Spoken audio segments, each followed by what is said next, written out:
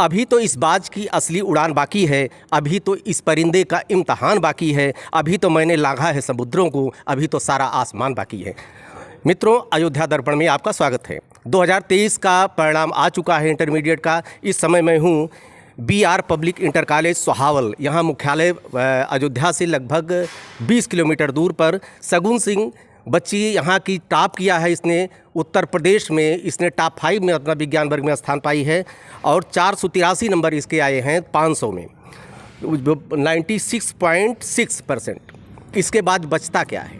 बस 4, और वो भी आप समझ लीजिए कि जब इतना बच्चा कोई पा जाता है तो सोचना पड़ता है 4 कटा कैसे। मेरे साथ में है, सबसे पहले ढेर सारी शुभकामना बेटा, बधाई आपको।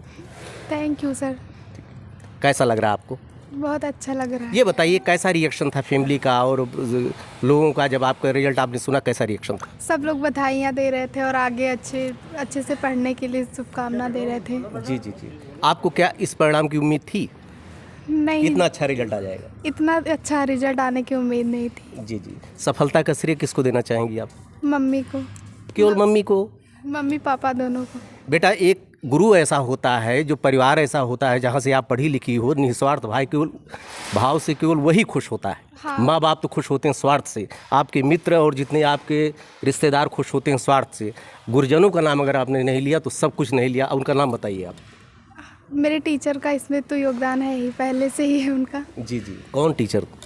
मिश्रा सर हैं हमारे, माधवी मैम थी और विनोद सर थे। जी जी जी। और प्रबंधक सर हमारे इंग्लिश के टीचर थे। जी जी जी। उन्होंने तो सबसे ज़्यादा सहयोग दिया, और हमारे मिश्रा सर ने भी हिंदी में। जी जी। आपका साइंस ग्रुप है? जी, साइंस ग्रुप है। साइंस लेने का रीज़न क्या है?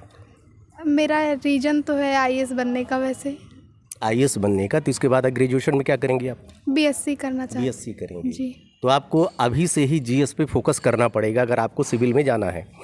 अच्छा, ये बताइए कौन सा सब्जेक्ट ऐसा था पांचों में जिसने आपको परेशान किया?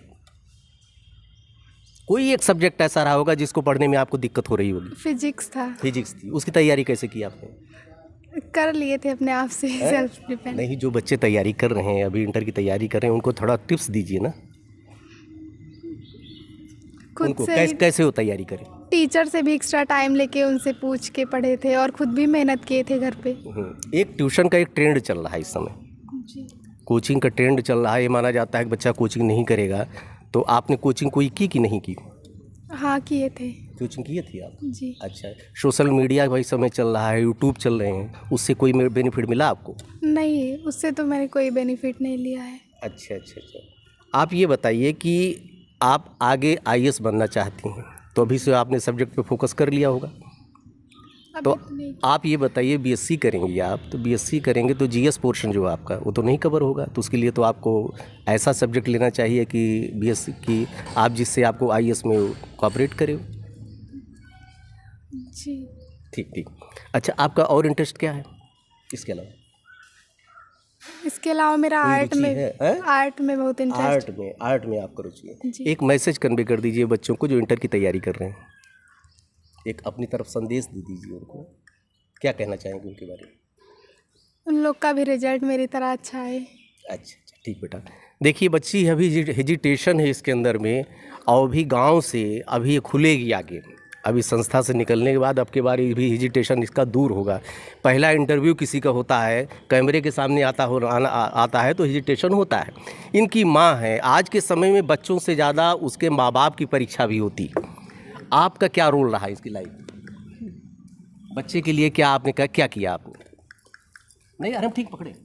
इनको पढ़ाई में टाइम देते थे, सुबह उठकर पढ़ती थी, इसके बाद शाम को कोचिंग जाती थी, फिर वहाँ से आती थी, चाय नाश्ता करती, फिर थोड़ा देर आराम करती, फिर पढ़ती। काम इनसे कोई नहीं लेता। यहाँ की प्रिंसिपल मैडम तिवारी जी बैठी हैं। आपके यहाँ की मैडम, बच्चियाँ दो टॉप 10 लिस्ट में 2 बच्चियाँ आने से चूक गई, आखिर ये चूक कहाँ से हुई? अब कहीं ना कहीं हमारी मिस्टेक या बच्चों में जो भी कहा जाए। जी जी। लेकिन ये है कि उन्होंने मेहनत किया अपने स्तर पर। अब कहाँ से चूक हुई ये तो कयास लगाना तो बहुत दिक्कत है। लेकिन वैसे बच्चियाँ हमारी आगे चल के सफलता एक बार फिर से लाएंगी। यूपी में ये विद्यालय जब टॉप 10 लिस्ट में आ रही है तो आपसे अपेक्षा भी लोगों को ज़्यादा ही है। Yes sir. वो अगली बार ऐसा न होने पावे। ये कोशिश कीजिए कि जो 2 बच्चियाँ आपके यहाँ छूट गई हैं, यस सर, उनका मैं लक कहूँगा। 1-2 नंबर कोई ऐसा नहीं होता है, 1-2 नंबर से कुछ कहा नहीं जा सकता, यहाँ पर भाग्य काम करता है। लेकिन फिर भी ये विद्यालय को मैं साधुवाद दूंगा, बधाई दूंगा कि कम से कम और रूरल क्षेत्र में, ये सोहावल क्षेत्र जो है आपका है, ये रूरल में आता है। हालांकि अब बहुत डेवलप कर रहा है, इधर गवर्नमेंट ने बहुत इस पर ध्यान दिया है। लेकिन मैडम को मैं तारीफ़ करूंगा, इस विद्यालय को मैं साधुवाद देना दूंगा कि बच्चे यहाँ पर आज टॉप 10 में आ रहे हैं। लेकिन अगली बार मैडम यहीं प्राउड कोशिश कीजिएगा कि आपके कम से कम 5 बच्चे टॉप 10 में रहें। सर बिल्कुल मेरा यही रहेगा, कोशिश है। और निरंतर मैं जब से मैं स्कूल को ज्वाइन की हूँ तब से निरंतर मेरे यही है कि लड़कियाँ लड़के सभी हमारे अच्छे से व्यवस्थित होकर निकले हमारे स्कूल से। एक चीज़ बच्ची जवाब नहीं दे पाएगी मैडम, एक बच्चियों को लेकर एक लोगों में भ्रांतियाँ हैं। अमृत महोत्सव हम मना रहे हैं, 75 वर्ष हो गए, और बच्चियां जो रिजल्ट दे रही हैं इस समय पूरे इंडिया में, मैं देख रहा हूँ टॉप 10 हर क्षेत्र में आगे जा रही हैं। तो आप उनके पेरेंट्स के लिए एक मैसेज आप कन्वे कर दीजिए कि बच्चियों के बारे में उनकी सोच बदले। उनकी सोच बदलनी चाहिए। आज जो समय है, आज का समय बच्चियों के लिए है, और आप बच्चियों को जब तक नहीं ध्यान देंगे, उनके ऊपर फोकस नहीं करेंगे, तब तक वो आगे नहीं निकल सकते। इसीलिए मैं माता पिता और गुरुजन जो हमारे घर टीचर्स हैं, उनको मैं ये अलग से एक संदेश देना चाहूँगी कि वो अपने बच्ची विद्यार्थी छात्राओं को विशेष ध्यान दें। और यही मेरा फोकस है हमारे स्कूल में कि हम मेन लड़कियों पे फोकस करते हैं कि हमारी लड़कियां आगे निकलें, एक नाम करें।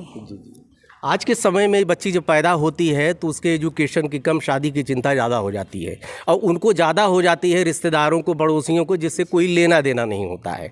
इसलिए आज के समय में जिस तरह ये बच्ची बनी है, आप लोग कोशिश कीजिए कि एजुकेशन में आगे जाए, ये अपना रास्ता खुद चुन लेगी। शादी की चिंता आप छोड़ दीजिए, जो आप लोग पढ़ाई लिखाई पे उस शादी के लिए जो पहले से सृजित रखे होंगे इकट्ठा करके, उसके एजुकेशन पर लगाइए। ढेर सारी शुभकामनाएं मैडम, आपको भी ढेर सारी शुभकामनाएं। बिटिया तुम भी आगे बढ़ो। एक बार फिर अयोध्या दर्पण आप लोग देखिएगा शाम को अगले बच्चे के साथ, अगला जो अभी कोई प्रतिभा होगी उसके साथ मिलूंगा। धन्यवाद।